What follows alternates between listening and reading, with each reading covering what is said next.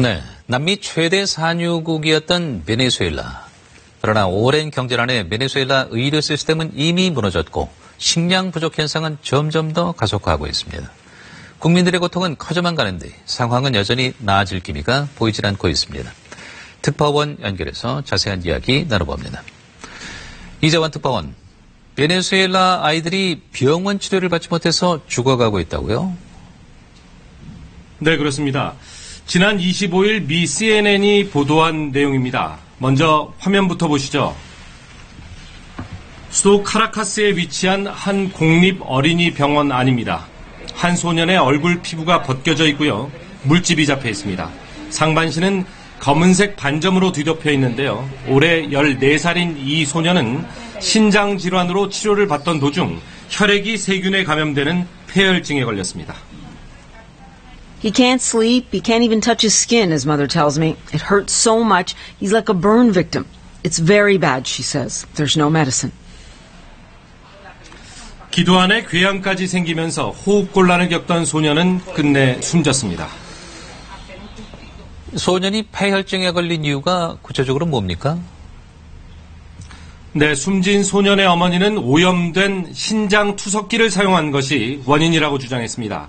하지만 병원 측은 의료 장비 관리나 치료에 소홀하지 않았다면서 자신들의 책임은 없다는 입장입니다.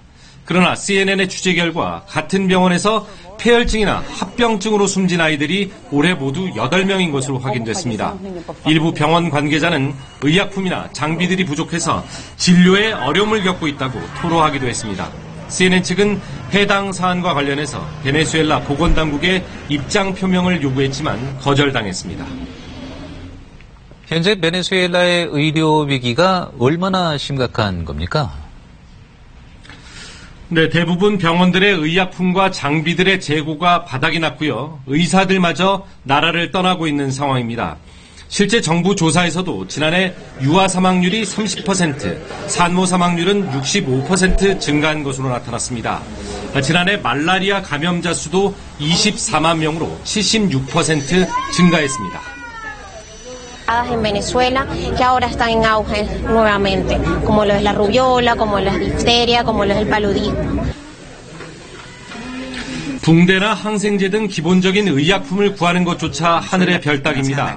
이 때문에 약초나 마사지 등 대체 의학에 의존하는 사람들이 늘어나고 있습니다.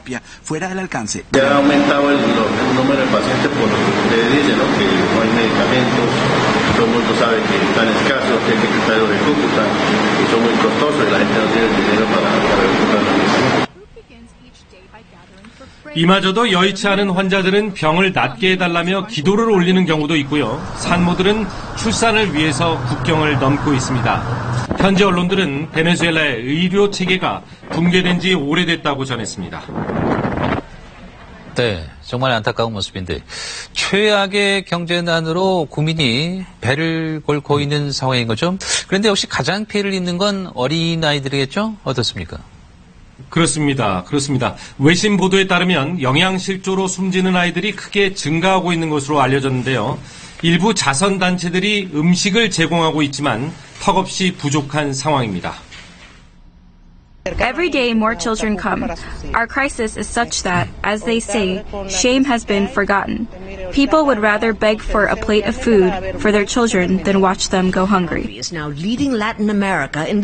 배고픔을 견디다 못한 아이들은 쓰레기통을 뒤지기도 하고요. 음식을 사기 위해 모발을 잘라 팔기도 합니다. 극심한 식량난에 전국 혼란까지 가중되면서 베네수엘라 국민의 고통은 커져만 가고 있습니다. 지금까지 상파울루였습니다.